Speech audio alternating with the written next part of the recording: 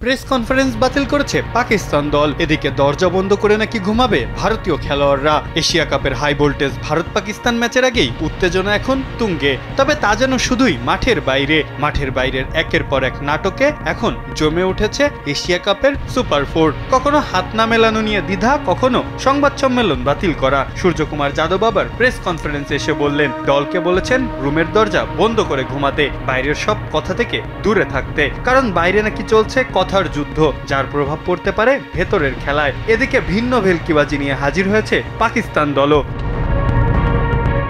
ভারত ম্যাচের আগেই সংবাদ সম্মেলন বাতিল করেছে তারা। একবার রেফারিকে সরানোর দাবি তুলছে, কখনো আবার সংবাদ সম্মেলন বাতিল করছে। ম্যাচ রেফারি পাইক্রফটকে অপসারণ করতে চাওয়া, তিনি সরি বলেছেন এমন ভিডিও প্রকাশ করা, পরবর্তীতে আইসিসির রোষানলে পড়া, সব মিলে যেন এক উদ্ভট সার্কাস চলছে এখন এশিয়া কাপকে ঘিরে। আসলেই পাইক্রফট ক্ষমা চেয়েছেন কিনা সেটি নিয়েও আছে যথেষ্ট প্রশ্ন।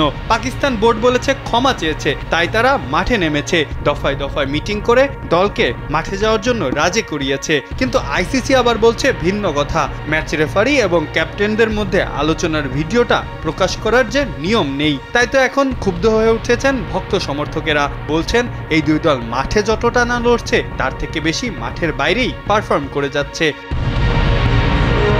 সামাজিক যোগাযোগ মাধ্যমে নেটিজেনরা এখন দুই দলকেই করছেন ট্রল, হাসি আর ছুড়ছেন একের পর এক প্রশ্ন। কেউ কেউ তো দাবি তুলছেন এটি কি এশিয়া কাপ না ড্রামা কাপ, খেলার চেয়ে নাটকই হয়তো এখানে বেশি। এখন আর হার জিত নয়, বড় হয়ে উঠেছে কে কত বেশি আলোচনায় থাকতে পারে।